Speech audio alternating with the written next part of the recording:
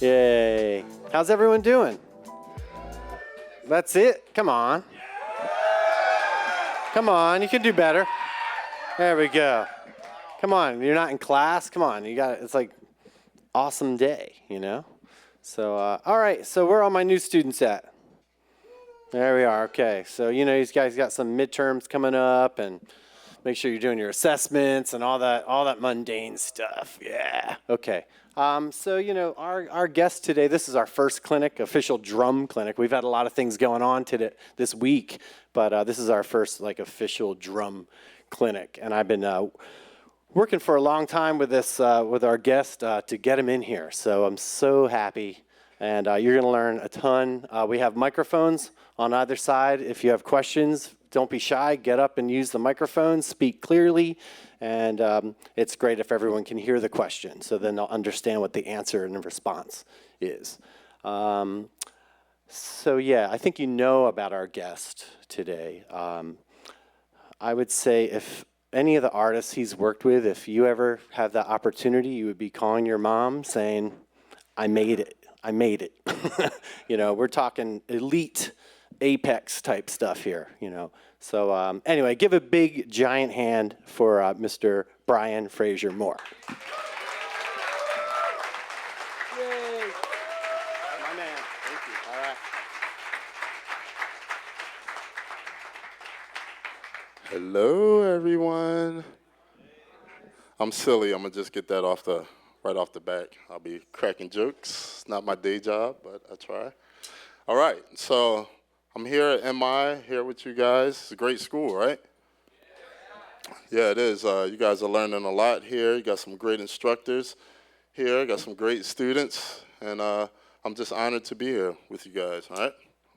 So today, what I'm going to do in this time that I have, I'm going to go through as much stuff as I possibly can, all right? I'll play some songs, ask some questions. We have a second drum set over there.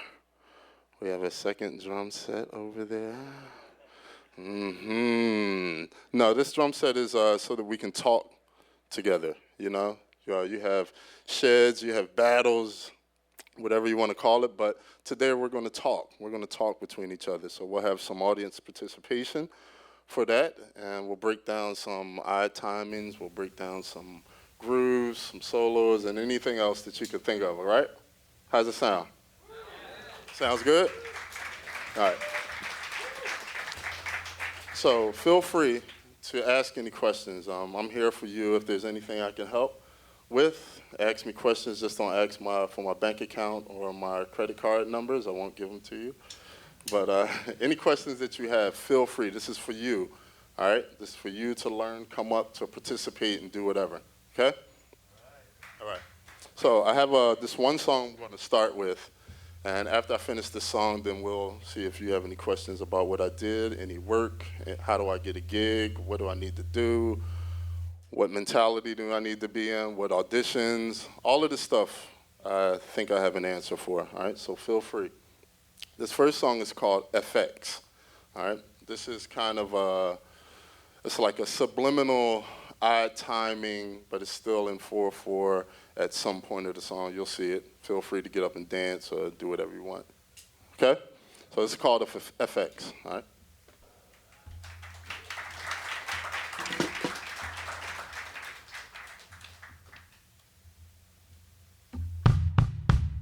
Too loud?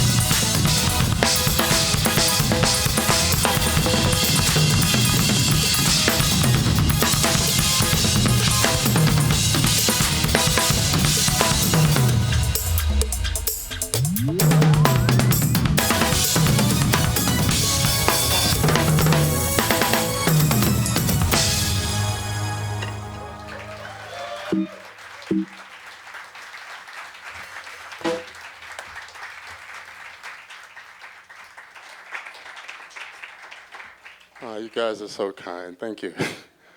So that was called FX. As you guys hear, they play with the timing at the end. It always messes me up. Any questions?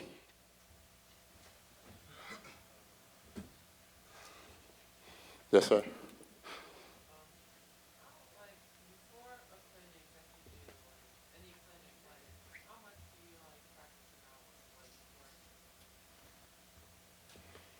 How much do I practice?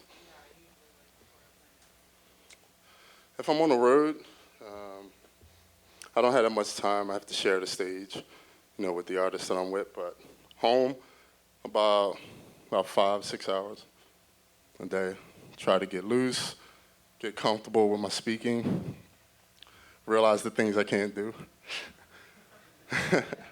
But yeah, this is it's like a 5 hour, 6 hours. Really no set time, but until I feel comfortable, until I worked all the bugs out, which still working out, but this is what's required, Good question, though.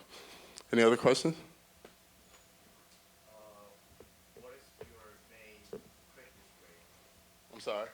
What is your main practice way? The way I practice? Yeah. A lot of times I practice to click track. So this helps me because there's something steady that's going there that I can rely on. Like if I don't have a click track, I'm counting in my head, I'm feeling the music.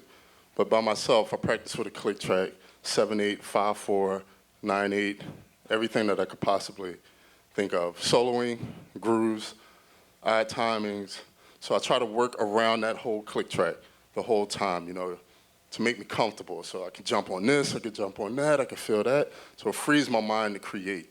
A lot of times if we're playing, we'll play something, we'll play a groove, we're playing a show or a song, and we stay confined within the safety zone, right? So a lot of times I use the click track to take me out of my safety zone. What about you? How do you practice? Rudiments? You ever tried doing those to a click track? How's that?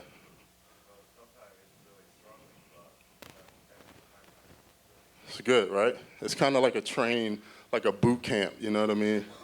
That click is not going anywhere. He's like, hey, I'm right here. You get off the track, he's like, I'm still here. So that's good. It's a good training for me, especially with shows that I do. There's most likely a click track on everything. But it's not like a click track like, oh, this is not doing this. You have click tracks for Pro Tools. You have click tracks for video. They need a video SMPTE. So all of these things are good in my field to practice to a click track. It's perfect timing. That's a whole nother subject we'll get into if anyone wants to know. Yes, sir.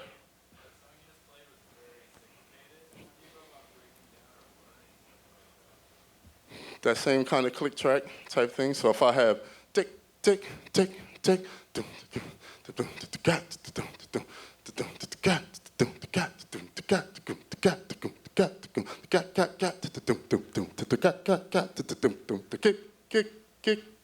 so I'm jumping around everywhere as much as I can go, still having that click in my head. So that it affords me to be able to be creative. But if I'm trying to play, and I'm stuck there, the minute I go to, we all experience that. So I really try to pick out, especially if it's a track like that, I try to pick out everything in the track that's moving, you know what I mean, and attach myself to it. At the end of this track, there was a boom, so it's like how many different variations or how many different ways can I speak over a boom, got the got the got the got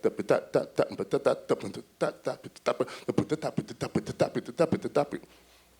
So, great question. Yes, sir. Yes, sir. The guy with the great hair.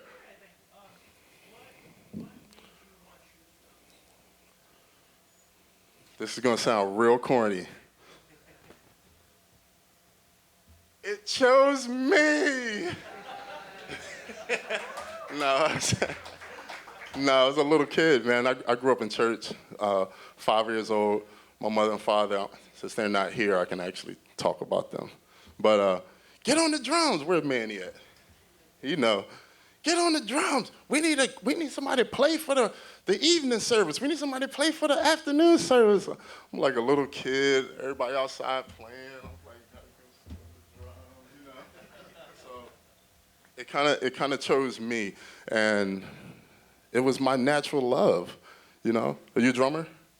So when you started playing drums, were you like, wow, this is cool, this is fun, I love this? It was like a natural type of thing. That stuck with me. We have some drummers and musicians that do that double, triple thing, you know, like drums, bass, guitar, keys, and all of that. I don't know how they do it. They have multiple loves. But I just had this one love, and I pursued it thanks to my mother and father. Good luck. Yes, sir. Yes, sir. Alrighty. So I was trying to write out a question, but I can't entirely write it down, so I'm just going to rant. Hopefully you can interpret it. Gotcha. So since you're a highly professional and you do tons of touring, you probably don't get that much sleep on the road, right? Exactly. So my question is, I mean, you have the skill set to play the song too, like how it's supposed to be played, but before you know, perform, do you ever have like any mental, like any bad mental days when you have to, do you have a system to like clarify and like clear like any bad mental stress or anything for that? Yes. It's going to be deep again, okay? Sorry. But depending on your religion, I grew up in church. God blessed me with this talent, man. God gave me this gift, and he says, I'm going to entrust it with you. And you know what? All the nervous jitters, all of those, I'm afraid and I can't do it, it turns into something else. It turns into, I'm blessed to actually have this gift. So let me put my 100% into it, you know what I mean? Let me tell God, thank you for giving me this gift. You can call it a psych out, whatever you want to call it, but it's the truth, and it works. It works for me. Great question, man. Yes, sir. Yes.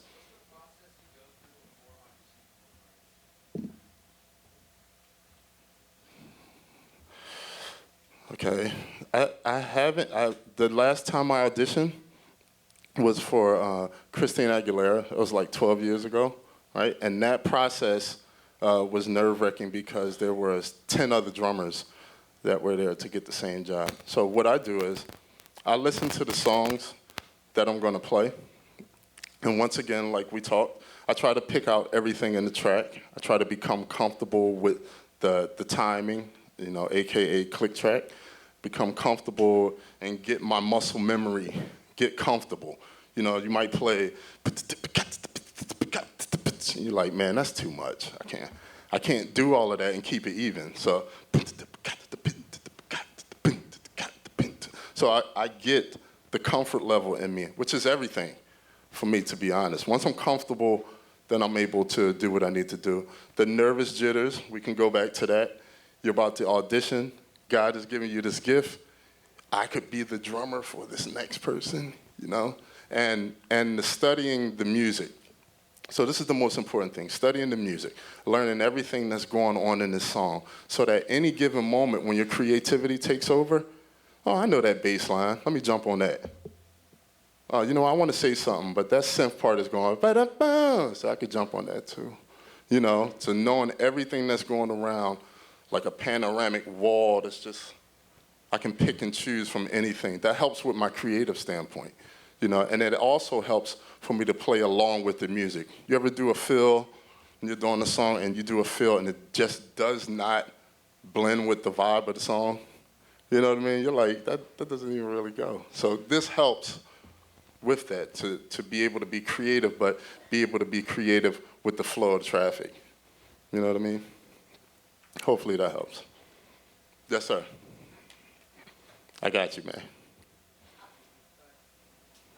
Yes, sir. Oh yeah.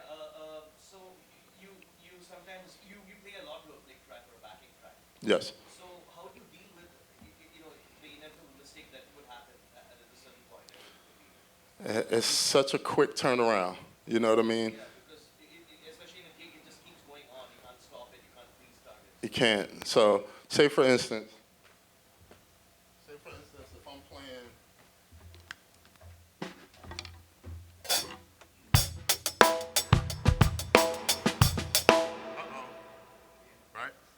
split second that uh-oh happens, and me and Tony always talk about this, your mistakes can become your biggest creative opportunity, right? I got that in my head, right? So.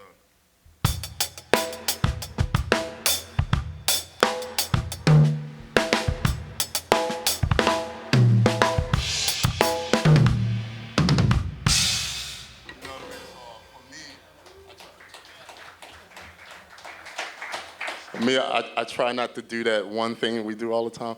Oh, you know, when your body goes, you know what I'm saying? It's like 2 beats that pass, and you're like, I'm still stuck, frozen like this. It's mental, right? You say yeah. Me too, man. I did it on the first song, but I try to get it out of there. So these are things, the creative, your mistakes. I encourage mistakes. When me and Antonio get together, I encourage them because that's the point where you're not thinking about all the things you did in your basement. That's the point where your creative mind takes over and your emotions take over and you feel it, but you might not execute it. When I'm practicing, I stop at that point.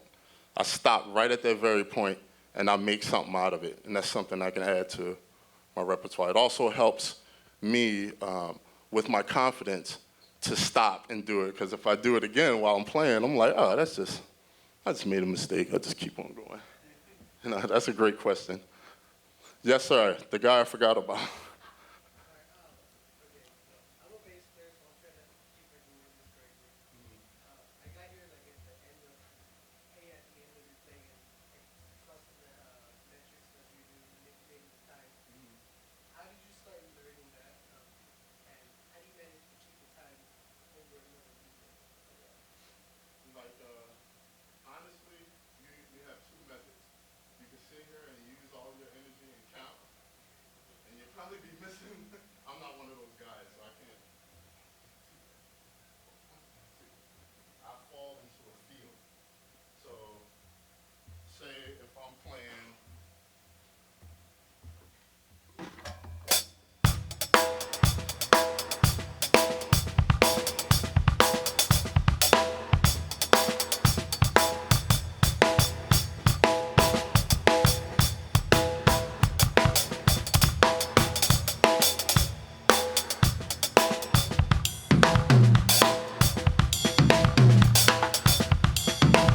So I'm gonna find the sweet spot of that eye timing and try to make a groove out of it. You know?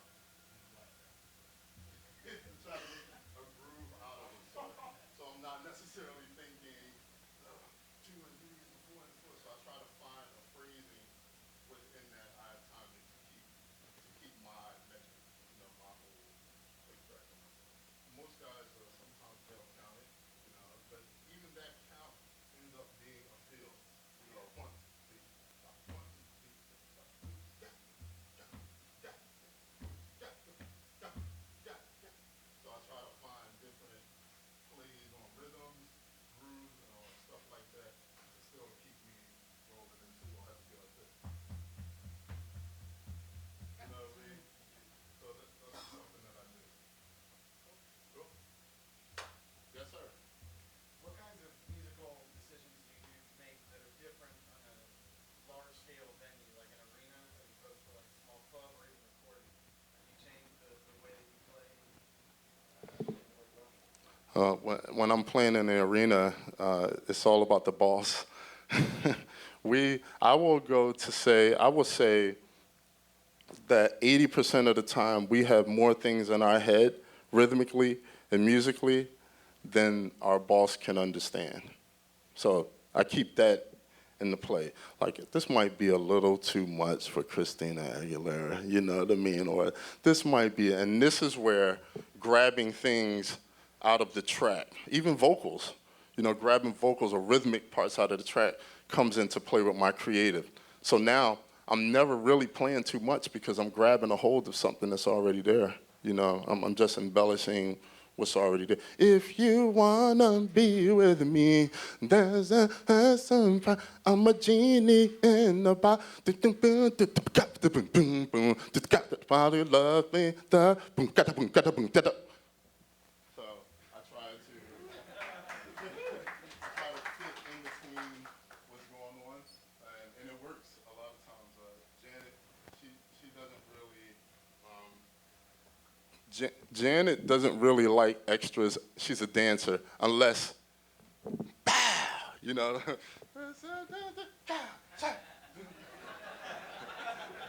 I can't dance, okay? But you get what I'm saying. So I'm constantly looking. I'm constantly looking in rehearsals. I'm like, okay, she did that more than one time. I'm gonna get that the next time, or she did this, or I'm constantly searching, so I won't be labeled as overplaying, and I won't have to really think about that. But if you got, if you wanna be, there's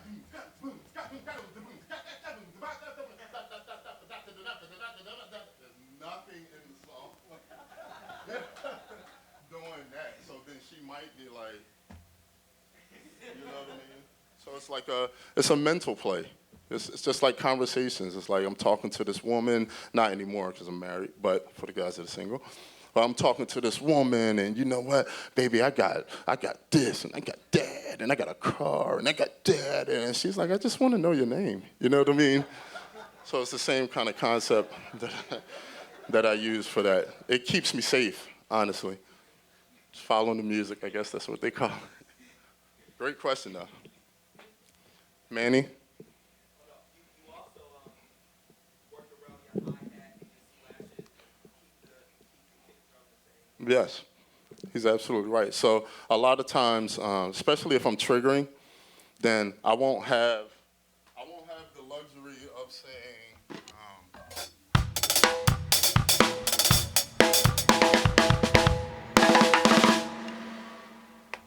it's like I have a big trigger sound on my snare. So I use my hi-hats, splashes like Manny said, and little time sporadic stuff here.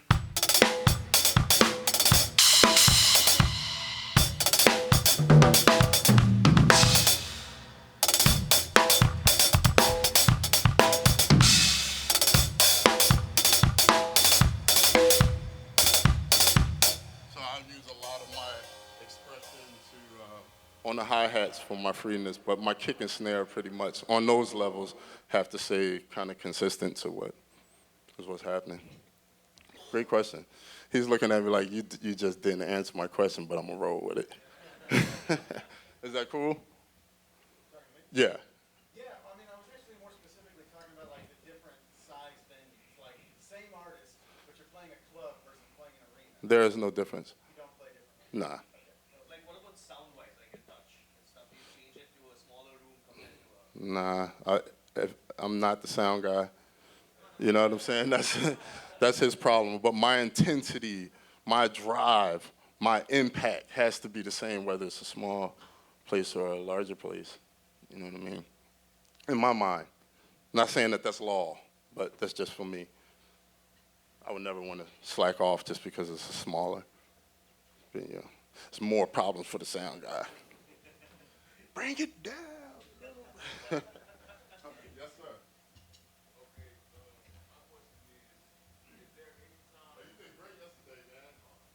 I sat in on his class yesterday. He was like, why did you tell me he was here?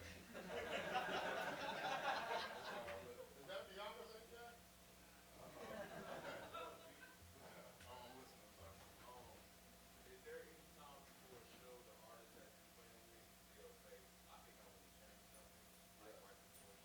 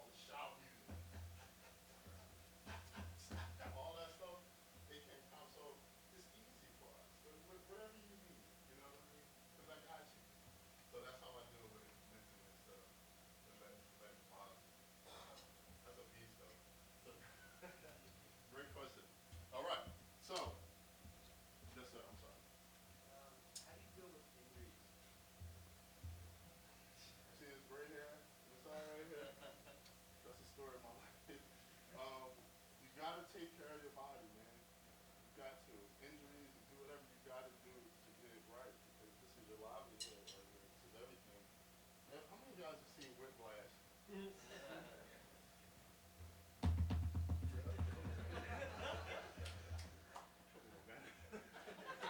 you gotta, that's a whole nother stuff. But you gotta take care of your body. You gotta get massages. If you have to get acupuncture, you have to make sure your muscles are loose. You have to work out for cardio, make sure you're breathing, and everything like this. It's all part of our instrument.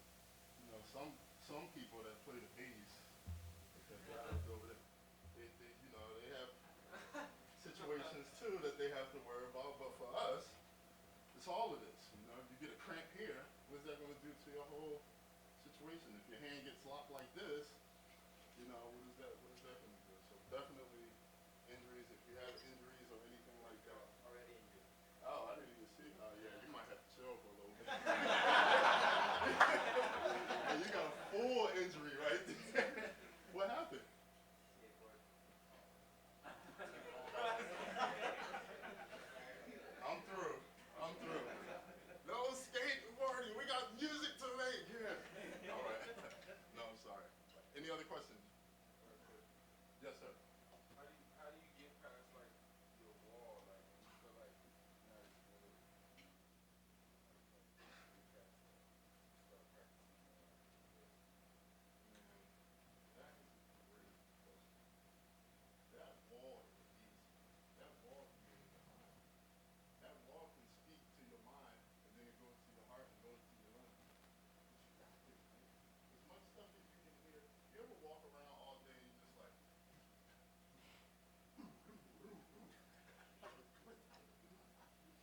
and then when you sit down and try to play it, you're like, what is this? You know? So I take that time. I take the time out and I sit down and I'll go through it until I'm uncomfortable with it. You know what I'm saying? That pushes me, that pushes my ideas to keep going forward. So I wanted to say, you know what I mean? I don't stop. I keep going. It might be, I can't do that. Okay. Let me start here. So I just start getting comfortable with that. Then I'll add a little more to it. Get comfortable with that. Then I'll add a little more. It's like a patience. It's like a patience. I'm short on patience. I just want to get it right off the gate. But definitely that patience thing will train your body and your mind and everything to work well. And you can do it. You can. Nobody in here cannot not do it.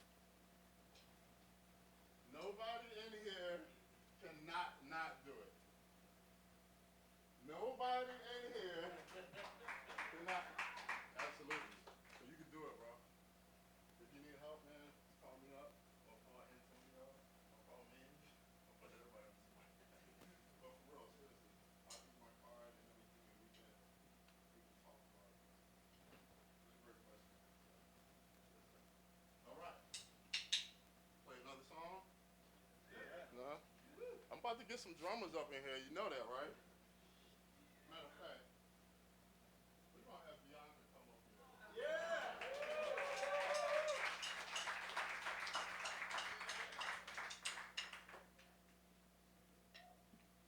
She thought I wasn't going to do it. But when you get this mic in your hand, it's a wrap. Give her a hand as she comes up, y'all.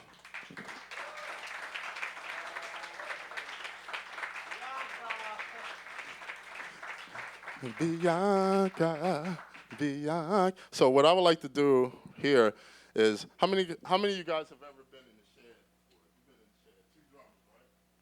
So you're playing with the drummer, Next thing you know, this other drummer just took off on you, coming right into the net. And I thought we're supposed to be playing together. Y'all ain't coming at my net. We playing. All right. So this is an example of just two musicians playing together, listening, getting inspired by what a person plays. Everyone can get inspired by everyone. So this is an example. I don't know what she's going to do. She might try to come at my neck, but this is an example of drummers playing together.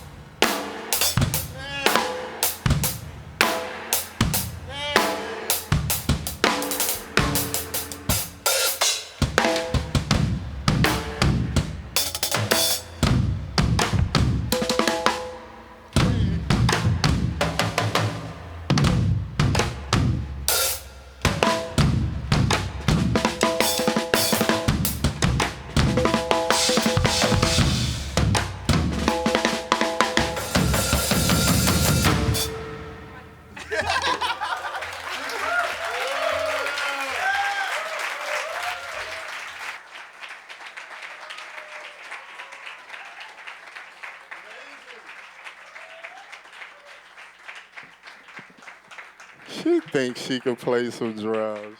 She killing. You sound good, girl. I stole half of that, just so you know. Any questions?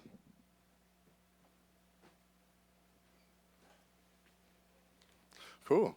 I'll just keep going then. Yes, sir. Yes, sir.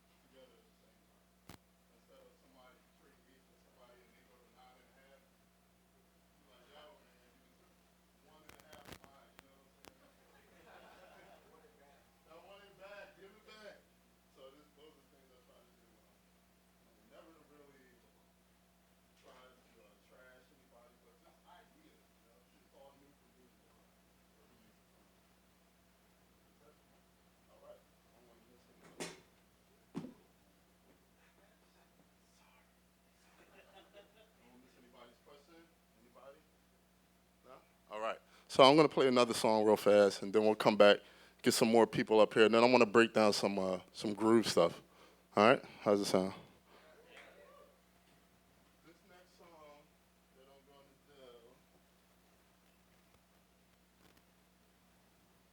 Okay.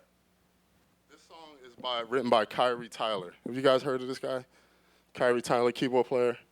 He's on social media, so he takes all the drummers that just play stuff by themselves, and he goes back and he puts music to it. You ever see that? Check him out, Kyrie Tyler. But anyway, this song is called Push. All right, and you'll see why this song kicks my behind. Okay, because it's at a tempo that's just pushing and pushing. So it's called Push. So check it out.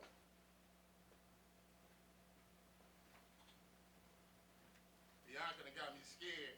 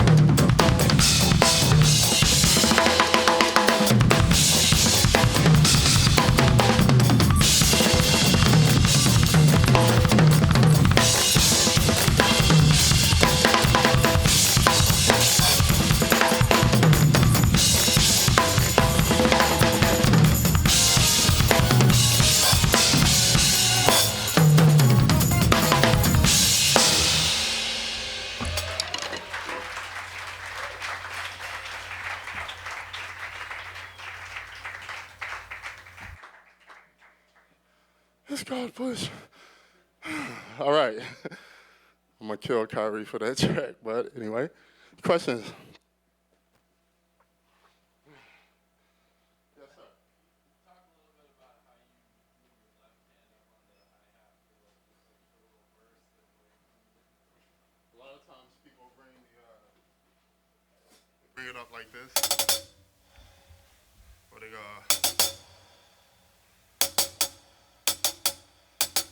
So you can come around here if you want, mind. But so my left hand doesn't have to spend the energy coming all the way up.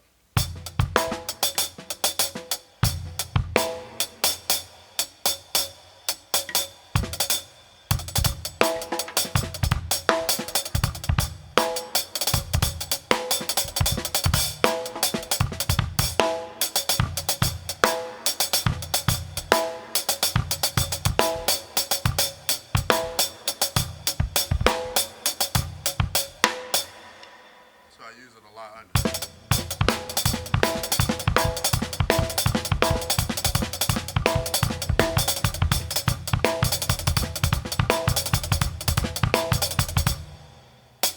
Under a lot helps me. 'Cause I'm an old guy, so I don't have the energy to bring. But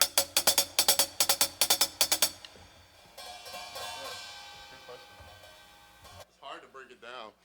You just do it naturally so much. Yes, sir.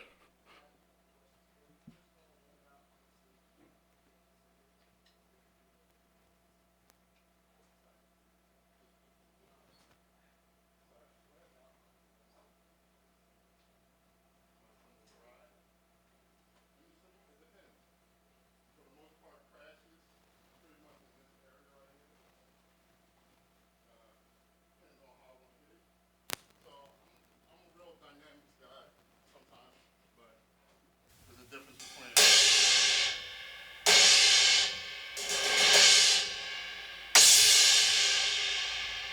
pretty much I'm about like this tip unless something is cleaner, something cleaner is needed.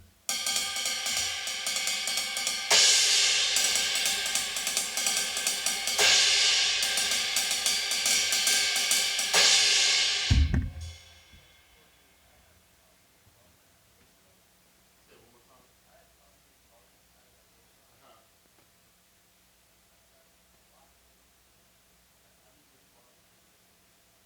I know I got the second kick behind it, you know. That's a setup question. I'm about to tell you to come up here and work it out.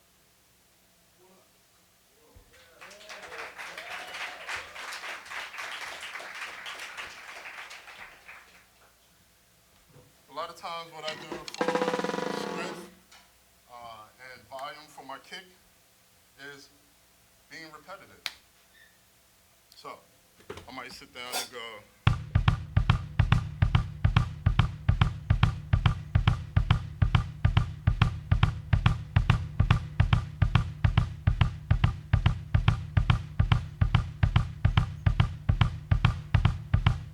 All right, so let's try this. We'll go 1, 2, 3, 4. Then relax. You got it, relax. He dropped the sticks. He said, "I'm relaxed." All right? Then we'll start to go a little faster. Relax. The more faster we get, the more relaxed you become inside.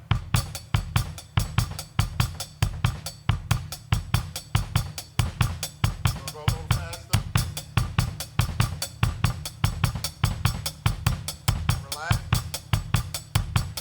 Keep going.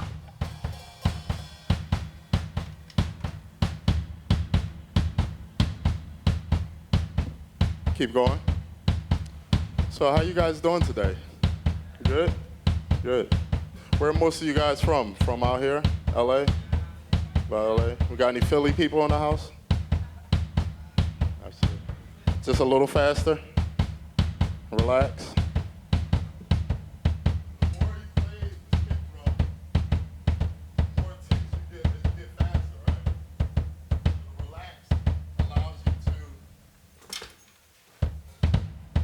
This is whiplash! Don't stop! Relax. Play the same thing with the hi-hat. All of your kick and your hands in conjunction with them. They need to feel each other. You need to know that we're doing the same thing. But I need this kick to hit you every time. Relax. And a little faster. A little faster. Relax. You got this. It's easy. It's $1 million on the table if you could do this. Look how even they got. All right, good. So, this is something that I do every day, every time I sit down to play the kid.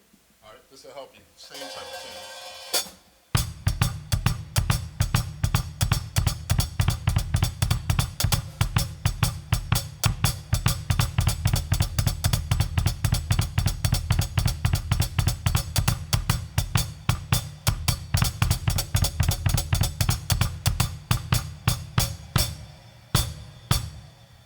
Wherever that's going, that's when my hi-hat going. The reason I do the hi-hat because when I play my kick drum like that, I feel like it's alone. I'm like, I need something to support. I need one of my other limbs to be going along with what I'm trying to do. So I do the hi-hat as well.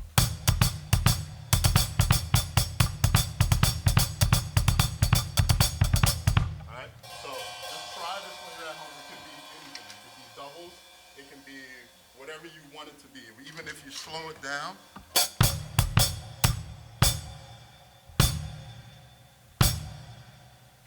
Go together.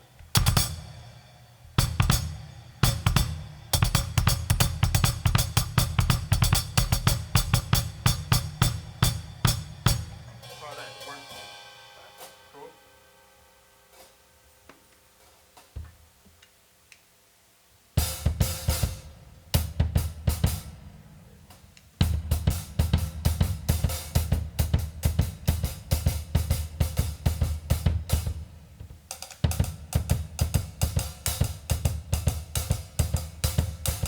Relax.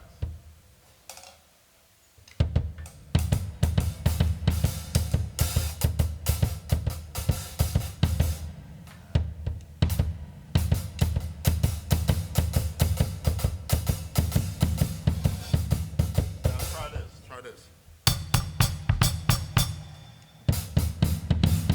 Nice. Nice.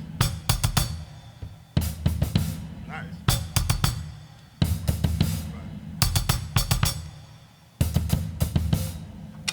This is the mentality of when you're playing it together. It's so much easier to do. You can feel exactly where it's going, where it's supposed to be. So try this method. I try it sometime for like 30 minutes. All right. Then my foot is falling. That's why I'm a weak foot. No, but try it though. Try it. It's a good.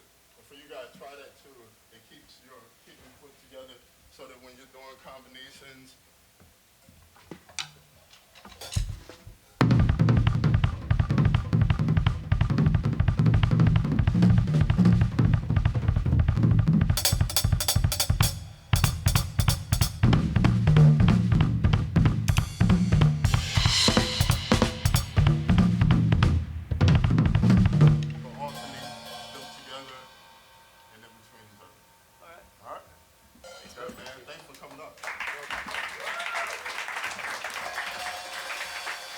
Cool. You can have them. Yeah, it's all good. So at this point, I would like to have one of my good friends come up.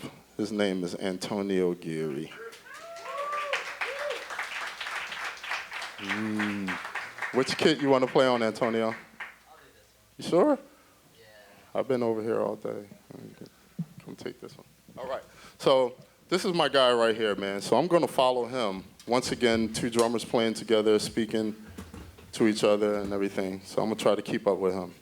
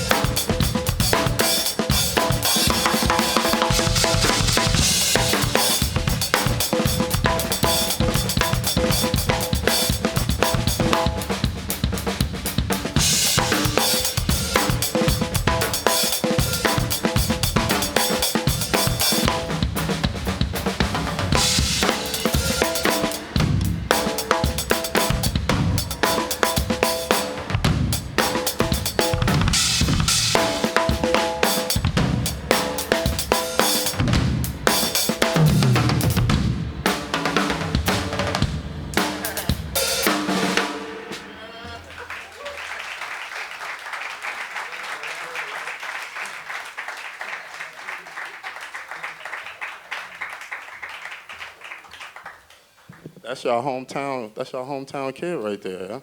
Antonio, sound good, bro. Any questions? Did I see my wife just walk in? There she is. Hello. All right, I'm sorry. Any questions? Snap back, snap back. Yes. That page? Uh-oh.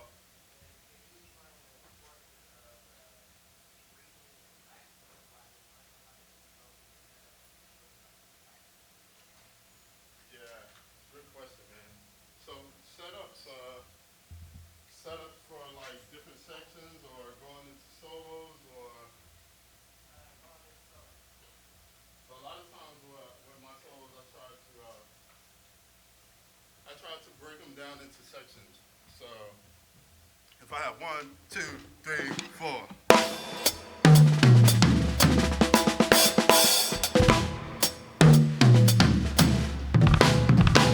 So I'll break them down into sections at first because once I get, once I get there, I'm not like you.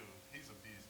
But once I get there, I don't have much to go. So I try to break them down into sections to actually speak, instead of it being more rhythmic. The drums are music one instrument as well. So I take that approach of doing that in the beginning and then end up somewhere close to where I wish I could play like you. But that's the concept of what I'm taking is more melodic, than rhythmic. Yes, ma'am.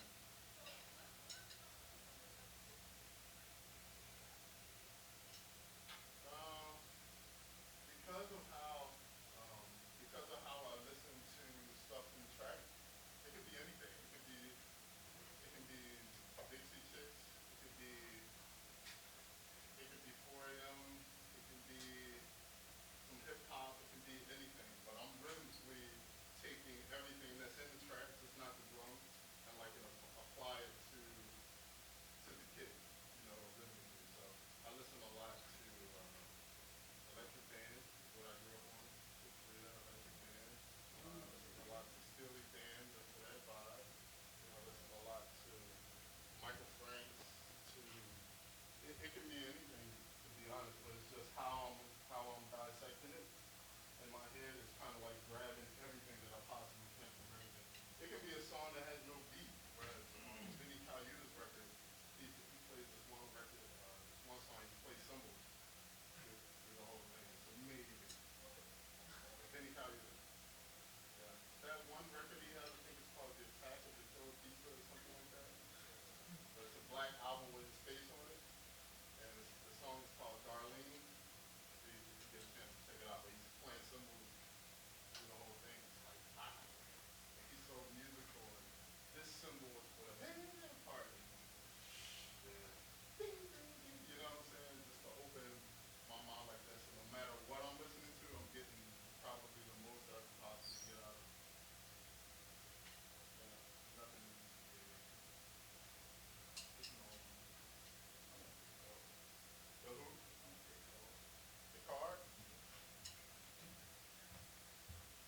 Get my wallet. I'm listening if anybody have any other questions. Yes. Great hair.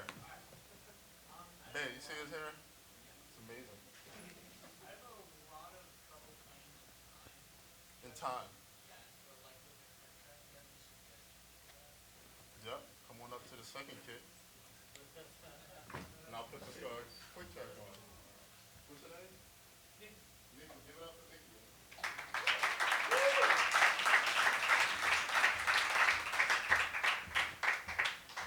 So I'll put this clave on. All right. And when I put this on, I want you to try to do something different. All right. So relax. All right. And know that everything you're going to play is going to be great. All right? Cool. He's like, what? All right.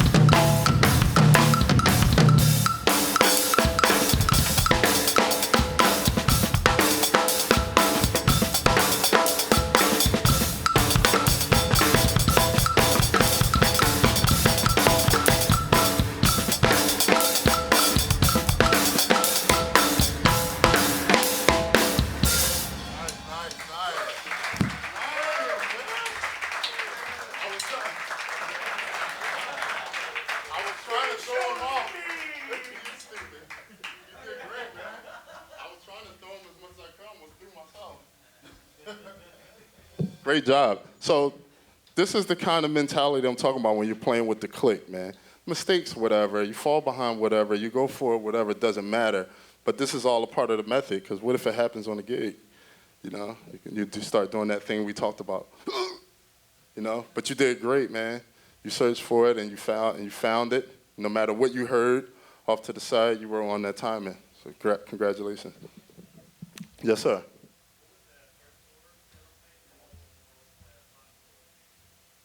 First tour I ever did, you probably not even gonna know.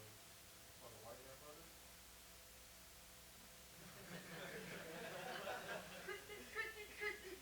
Yeah, it was called the White Hair Brothers. I was hyped though. I was fresh out of church, but that was 95. Yeah, it was a long time ago. Yeah, and the most, what you said?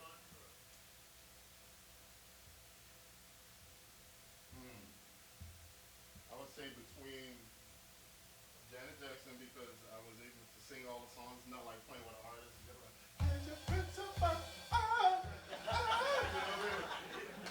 you doing all of that, but maybe Janet, Babyface, because of the songs and how free he was to let the musicians embellish, and Justin Timberlake. Yeah. Sorry. Yes. The track which you played, push. Push. Yeah, there are a lot of figures that you play. What is your approach to filling those and not to overload it with lot of fills, and how to be like exactly the way it should be? And it was amazing. So what do you approach while you fill in your figures and you make that perfect happen? I have two ways of approaching, especially that song. Two ways of approaching expressing would be, one way would be the obvious way where you're doing, and then another way is,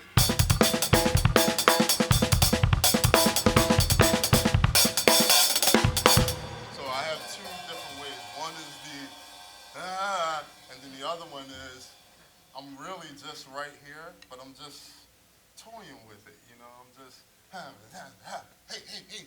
what you doing? If I had to put it into words. But these are two methods I take. Before I get to the explosive, I want to experiment as many things as possible, you know.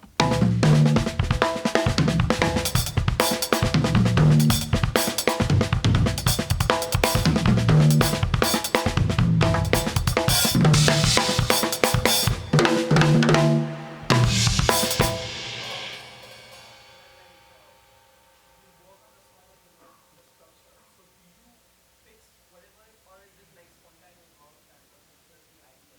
Yeah, it's, like you know where it is, you know what's the song, what's about to happen, but you never really know what's about to come out. So it always becomes like, okay, I practiced that, but that's not what I was trying to do, but I found something else.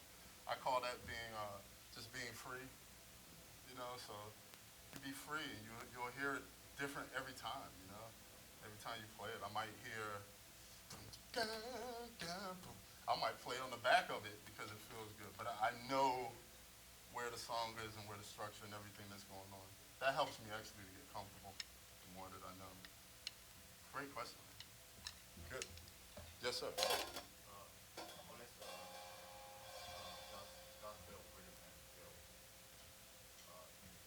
A gospel rudiment feel. Is like, let me ask you, it's like gospel is the new thing, huh? It's like the new, like the root, they got fills and chops and all that. We worked a long time for that, brothers. We made it! All right, so some that I do, I'll show you some real fast that I do. Easy. All right, right, right, two in the kick. This is one that I do all the time. All right.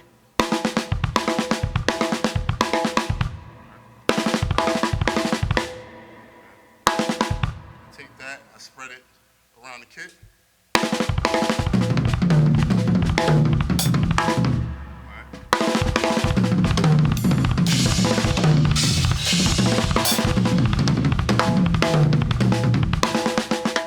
Same thing over and over. Just look, you come up and try it. it's easy. It's real easy. You can go.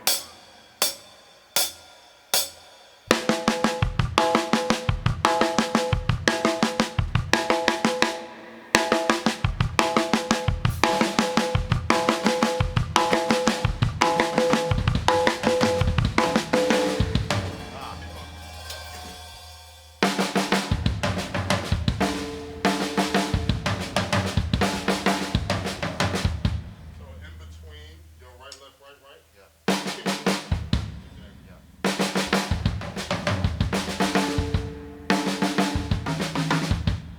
Yep. So let's try it together. 1, 2, so 3.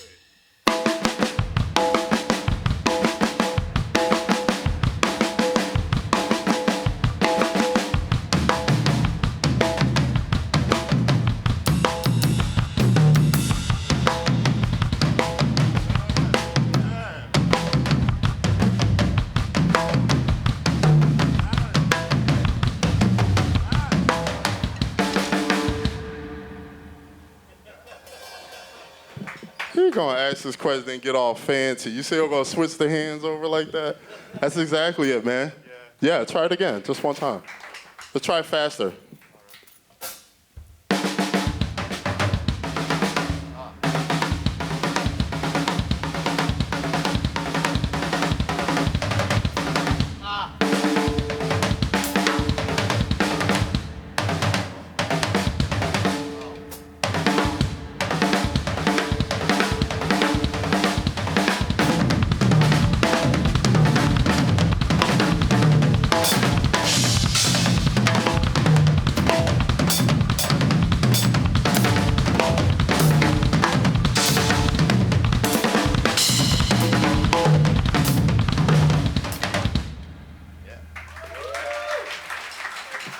Amazing job, man. What's your name? James. James. Give it up for James. You sound great, bro. But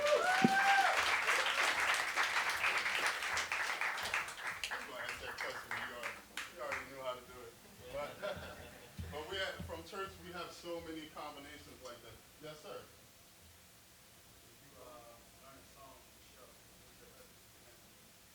Good question. When I'm learning songs to a show, my method of retaining music is really old school. I get a composition book, right? I get a composition book, and I sit at home, and I'll learn the bass. Because you know how it is. You're learning the song, you're learning the record version. It's never going to be like that live as far as arrangements are concerned. So, but the bass is going to be the same. So intro, 8 bars, accent, wherever, verse 1, verse 2. And I use that in rehearsals until I have it here, you know? So for my rehearsals, they record every rehearsal. You know what I mean? So you don't want to go back and listen to a rehearsal take of you like missing stuff or anything. So that method works good for me because as I'm looking at it and reading it, it's embedded in my head. It becomes a part of me.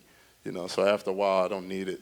Or I might write the accents that they'll put live after the fact. You know, if we got an accent at bar 4, beat 2, you know, I might write that. Or drums come in here, mute at verse 1 for 2 bars and such, like that. Really, I've been using that for a long time. It really helps. Yes, sir. What if you don't have a rehearsal? What if you don't have a rehearsal? Yeah, what if you're subbing for something and you have to learn a bunch of music real quick as you change it and that's it? Okay, so 2 scenarios. You're learning music from a live recording that you're listening to, or just from the record? From a live recording that you're listening to the full arrangement, right? If another drummer was playing it and you're listening to the show. So easy. But if you don't get the live and you go there and you listen, we use the same method. What's happening in the track? What's moving what kind of way? What are the vocals doing? So that way it gives you a solid base on what to do and what not to do. That's the biggest question, right? What do I do? What do I not do? So as long as you're in the confines of the record and you're moving, you're safe. It works for me. Cool. Any other questions? Yes, sir.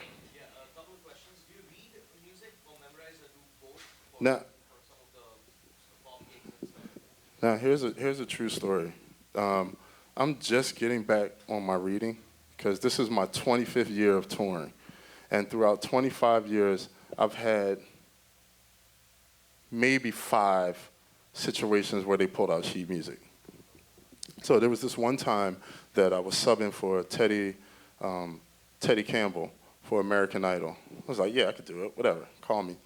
And they had 32 pieces of music, and you go into, this is funny, my wife's gonna laugh, but you go into this thing, I'm at Capitol Records, and I'm like, I got this, I'm gonna do it, and then sheet music comes up, and you're like, okay, I think I'm gonna do it, right? And then you look over and you have Ricky Minor to the left, and you got Paul Jackson Jr. to your right, and you're like, I don't think I can do it, but I'm sitting here.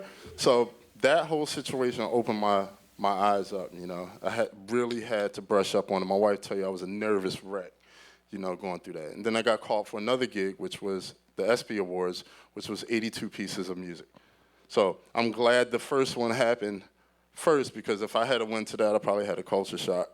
Probably passed out. So it's very important, regardless of whatever you think you might need it for. You just don't want to be that guy like me that was sitting there like, oh my God, I think they called the wrong person. You know what I mean? So it's very important just for you as a player. The gigs are secondary or third, whatever down the line, but just for your knowledge, that should definitely be something you should. Yes. Cool? Another question. Okay. Again, regarding click track and timekeeping, because I often find that I almost take the click track as a crutch. It just keeps me in time. The moment it's off, I tend to rush. And I don't even notice very often. It's just the adrenaline just pumps right through it. The internal click. So in this situation, the more rhythmic and in-betweens that you can give, the more it's going to keep you on beat. So if I play with no click track, it's a lot of space in between that. Just that helps me.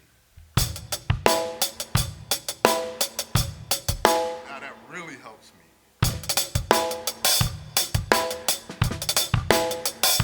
Now I'm going, because if any of these, if that's rushed, you're going to feel it. So the more things that you can put strategically and dynamically in that groove, it helps me to stay on timing.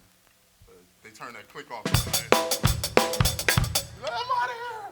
You know, so try that. You know, to syncopation in between the things that'll keep you your ghost notes. You know, your grace notes and all of that stuff helps me a lot. Great question. Yes. Yes, sir. Yes. How do you manage your practice time? Can I be honest with you guys?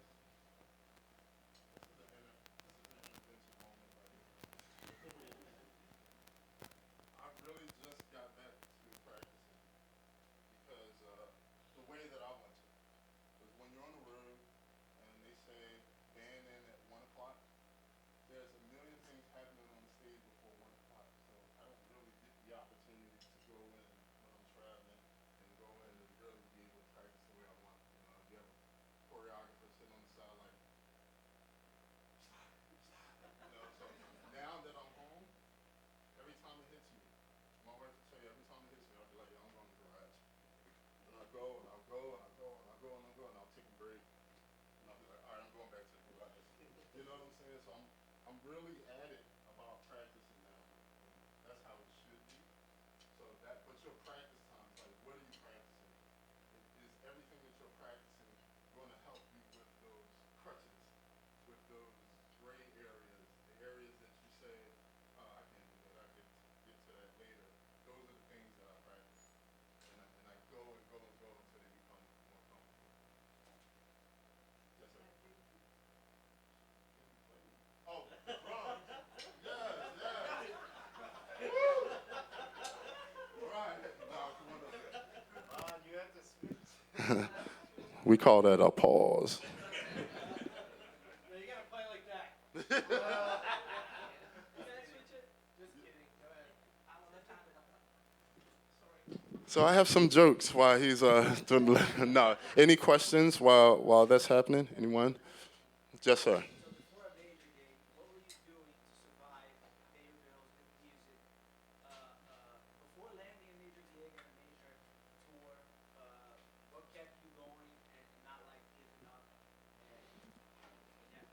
Great question. So before I started getting major gigs like that, I used to work at this company called the Legal Intelligence, where I was like a junior editor there, and I tried that and pursued that and tried to make my mom and dad happy by going down that road. So I actually had to do both. You know, there's no shortcut to it. You got to bring some money home. You got to pursue your dreams. So whatever combination that is what you have to do. There's no easy way. So for me, it was going to this job every day. Let me check the results of these court cases. Let me do this. And then at nighttime, I'm going to go play with Jazzy Jeff and them at the club. And then I come back the next day. So it's like a hustle, man. You know, especially for us. This is our passion. You know, the one thing I say about the music business, right? When you think about it, those two words don't go together. When you think about it, music, I love it. I'll pack my drums up, I'll do everything. Business, we don't care about you. We will take advantage of you. Come, we'll pay you a little bit of money. You know what I'm saying? So this is a hustle to get into this business. It's a blessing that you have those skills, and all of you guys have those skills, but utilizing it and making it flip is a whole nother mentality. I know tons of amazing musicians that the world won't really see at the magnitude that they should, you know, and it's because that business side of it, that personal side of it, that advertising side of it. Look through your timeline. If there's a person that doesn't know you, what would they know about you if they looked at your timeline? Oh, he drinks a lot. He parties a lot. You know, so all of these things come into play. You figure, how many tours are going out a year? 10, maybe? How many musicians lobbying for those 10 spots? So it puts a whole nother thing in your head, like I have to hustle. If I'm doing a job that's outside of music to support me financially, to take care of my bills while I go pursue my dreams, or I get a gig that can support me while I take care of my dreams. But how do I get that gig that's going to support me? Well, that's a whole another method. You know, there are people that you have to, without being competitive, that you're going to have to run into, you know? If you want to come play for Justin Timberlake, you're going to have to run into me at some point. You know what I'm saying? If I want to go play for Sting, I'm going to have to run into Vinnie Colaiuta at some point, you know? And it's just the hustle of the game. So these are things that I did before was regular people things, you know? Just had to work, and I had to keep focusing on the prize that I wanted. God gave you this gift. He blessed us with this gift. We got to push forward to make it happen. Yes, sir. Manny?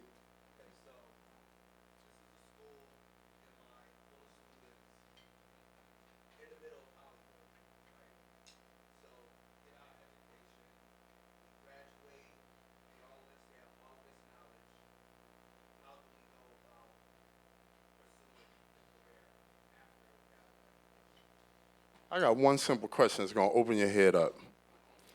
Who are all the musical directors in this game?